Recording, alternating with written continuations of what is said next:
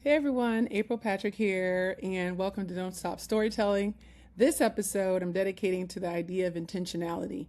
I'm looking across the internet, I'm looking at films and things that are, things that are being distributed, different types of stories, short stories, experimental, a few long form, not that many features because I went to the movies yesterday with my kids, and I was just so sad because it keeps dwindling. All the offerings that are being released on the large screen are dwindling. But one of the films that I'm really excited about is watching Christopher Nolan's Odyssey, because I feel like right now, other than just being a Christopher Nolan fan and knowing that, like, understanding all the tools and the methodologies that he puts into the craft, having like a really solid understanding of that because I went to film school and also majored in directing. One of the things is that the intentionality of everything he does is forefront. It's a signature and it comes through. And I always advocate for training of any kind. Practice is training, self-taught is training. But the idea of intentionality and being able to do deep work is paramount to me, because with the advent of technology, we're also collapsing time on the thought process. We're collapsing time on the idea of thinking about things, ruminating or going over them over periods of time. And it was interesting because I used to collect all these books. I mean, I still do, but not on the same level, of all these filmmakers I admired, from Akira Kurosawa to Steven Spielberg, Scorsese, whoever. And I need to look for one on Christopher Nolan. But I've read a lot about his process. You know, you're reading the trades, like the DGA, the Directors Guild of America. They'll put out, they have a publication, American Cinematographer, Society of Cinematographers, International Society of Cinematographers. And you're reading, I love reading about the process, not just the technique, but what that intentionality looked like, how it converted from math and science and light or matter or ideas or psychology, how the written word from the text, the intentionality that a great writer put into creating a story, and then how that was transliterated in terms of the moving image on film, is something that is like I don't, it could be a dying art form, but it doesn't have to be.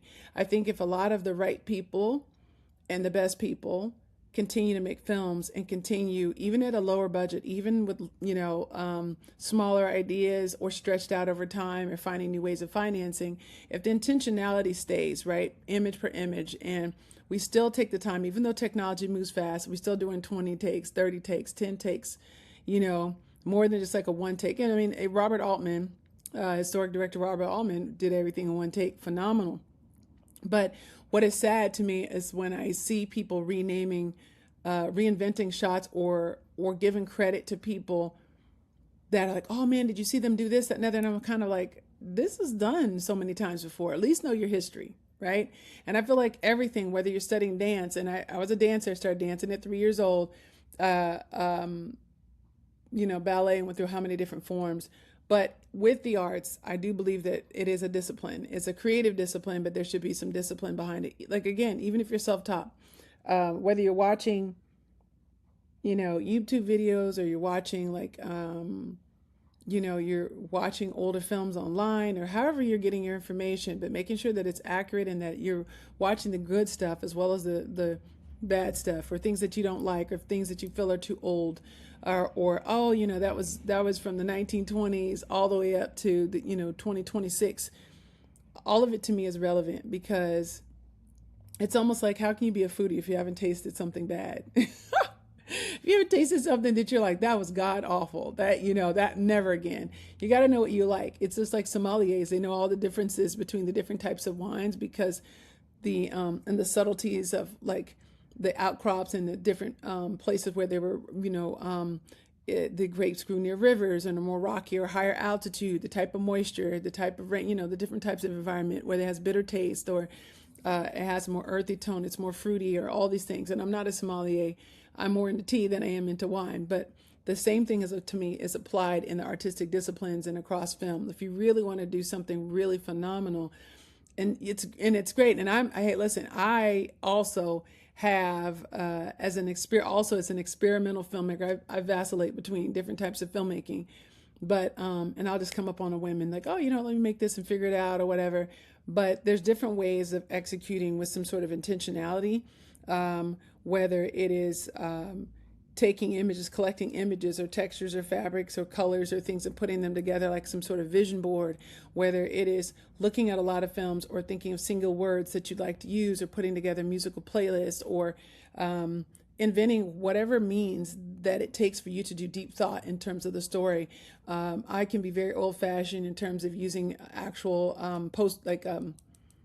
card stock to draw the story arc. So to take it from everything from an app and then put it on a pin board or put it on the wall or do it on some sort of visual, like in a Miro app. But I still like the tactile, like laying it out on a table and moving things around, or taking pictures and textures, or different types of things, or even inspired by food. All it needs to do is have some sort of like idea, whether it could be circular, it could be the shape of things, it could be sound, light, whatever, but it's very deliberate.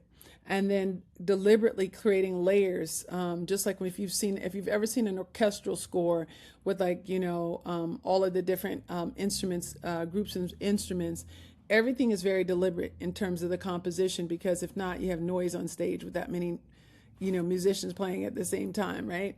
And so film to me is like an orchestral score where you need to know what you're doing. Like even if you create a script and you throw it away, or even if you're improvisating in the filmmaking process, in the past there has been a number of filmmakers that have really thought very deliberately about what that looks like, and they've prepared well enough and long enough that they can improvise. And I kind of mix between the two. I tend to over prepare, and then so that I can let go in the production process. So then I can discover with the actors, discover with the cinematographers and the different people that are, cinematographer or whoever is going to be shooting for me, or whoever I'm working with. I can experiment and I can play around with those ideas on the spot, because I've done so much preparation, and I can collaborate and I can say yes and no, like, okay, let's try that, right? So in the middle of that, let's try that, the intentionality is the thing. And that is what I miss from really, truly great filmmaking, is seeing people who were intentional about telling a story over time.